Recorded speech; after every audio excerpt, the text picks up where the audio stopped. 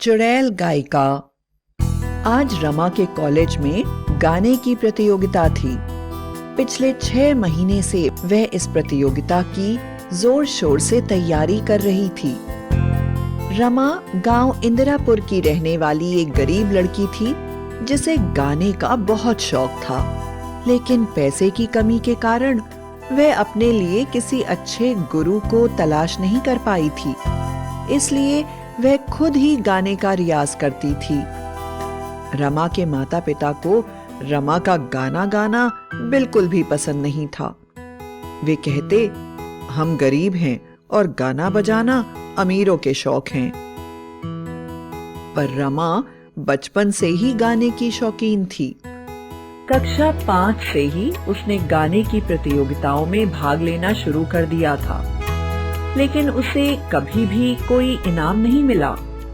वह हमेशा कुछ अंकों से पीछे छूट जाती थी। इस बार भी उसके गांव में कई गांवों से गाने वालों के साथ प्रतियोगिता थी, जिसमें उसने भी भाग लिया था। रमा अपनी बारी का इंतजार करते करते मन ही मन सोचने लगी, अगर इस बार भी मैं इस प्रतियोगिता में जीती नहीं तो मैं गाना हमेशा के लिए छोड़ दूंगी और माँ पापा जो कहेंगे वही करूंगी। एक एक करके सभी प्रतियोगी अपना गाना सुना रहे थे। सभी एक से बढ़कर एक खूबसूरत गीत गा रहे थे। सभी की आवाज मीठी थी और सभी बड़े बड़े गुरुओं के शिष्य थे, लेकिन रमा के साथ ऐसा नहीं था। फिर भी ईश्वर का नाम लेकर वह स्टेज पर गई और उसने गाना शुरू कर दिया। अभी वह स्टेज पर जाकर खड़ी ही हुई थी कि अचानक उसके शरीर को एक जोर का झटका लगा और उसके गले से अपने आप ही एक अद्भुत गीत निकलने लगा। उस गीत के बोल इतने खूबसूरत थे कि लोग मंत्रमुग्ध होकर रमा का गाना सुनने लगे।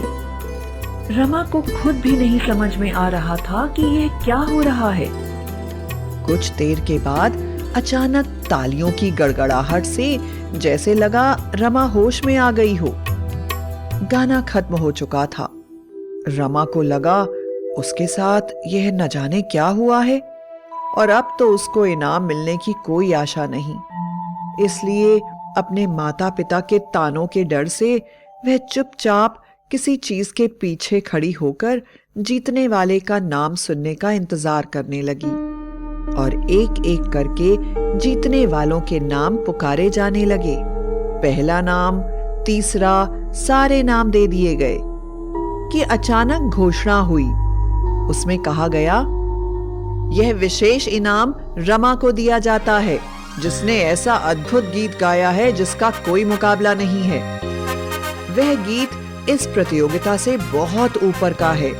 इसके लिए हम उसे इनाम में वेदनगर का महल दे रहे हैं, जिसमें बड़े बड़े साज और गाने बजाने के यंत्र रखे हैं। हम प्रार्थना करते हैं कि रमा स्टेज पर आए और इनाम के रूप में यह महल के कागज स्वीकार करे।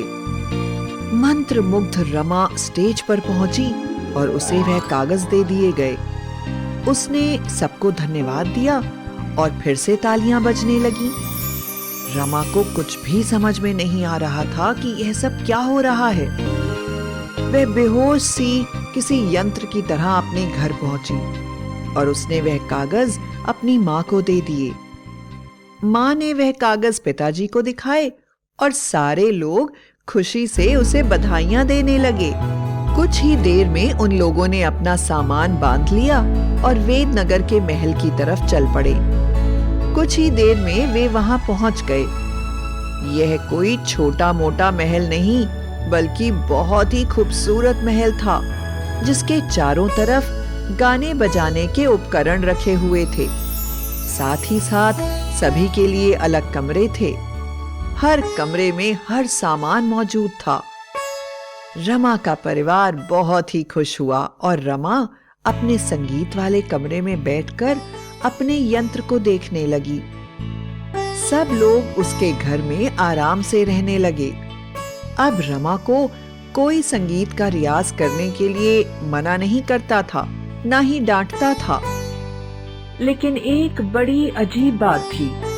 जब भी वह रियाज करती उसे झटका सा लगता और वह सो जाती और उसके होठों से बड़े ही सुंदर गीत निकलने लगते और उसके हाथ अपने आप ऐसे यंत्र बजाने लगते थे जो उसने कभी भी नहीं बजाए थे।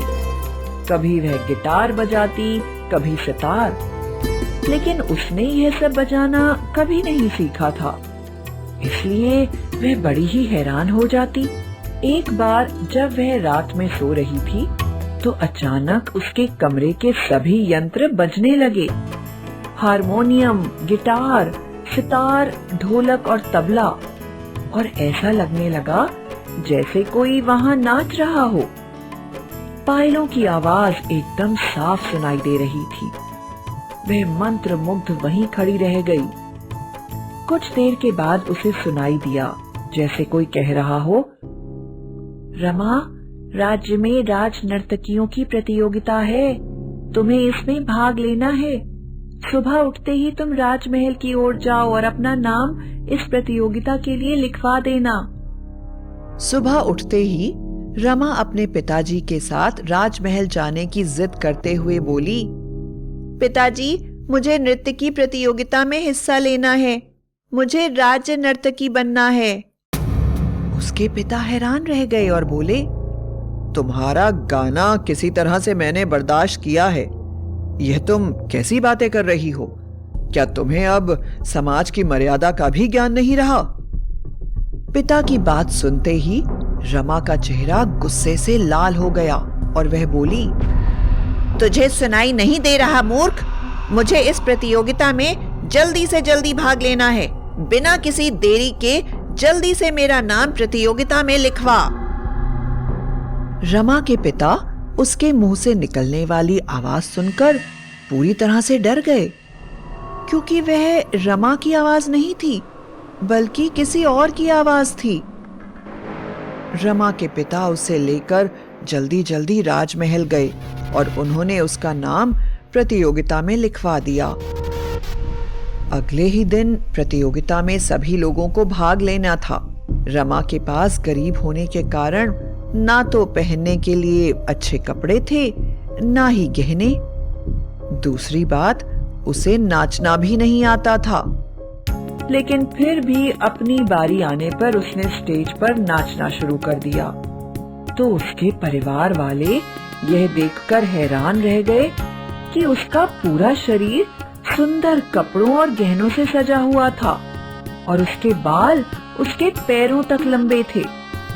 वह इतनी सुंदरता से नाच रही थी कि सभी लोगों के पास वाह वाह के सिवा और कुछ कहने को नहीं बचा था। जोर जोर से तालियां बज रही थी कि अचानक रमा जोर से चिल्लाई, बंद करो यह तालियां, मैं राजलक्ष्मी हूँ। इस राज्य में मेरे साथ अन्याय हुआ है, तुम सब मुझे भूल गए। मैं तुम्हारी राज नर्तकी राजलक्ष्मी हूँ। इस राजा ने मुझे इसके बेटे के कारण जिंदा ही मुझे मौत दे दी थी। अब मेरी बारी है, तुम में से किसी ने भी मुझे बचाया नहीं, इसलिए मैं तुम सबसे बदला लूंगी, कोई भी नहीं बचेगा। रमा के मुंह से राजलक्ष्मी की आवाज सुनकर सभी लोग बहुत डर गए और रमा बेहोश होकर स्टेज पर गिर गई। उसके परिवार वालों ने जल्दी से आकर उसको उठाया और सभी एक दूसरे से पूछने लगे कि आखिर राजलक्ष्मी है कौन। तभी मंत्री जी ने बताया, सभी प्रजाजनों, मैं आपको बता देना चाहता हूँ कि राजलक्ष्मी पड़ोसी देश की राजनर्तकी थी और युवराज उस राज्य से भगाकर उसे अपने राज्य में ले आए थे और उससे विवाह करना चाहते थे, किंतु महाराजा किसी नर्तकी को राज्य की महारानी नहीं बनाना चाहते थे, इसलिए उन्होंने उसे मृत्युदंड दे दिया और इसका पता किसी को भी नहीं लगने दिया।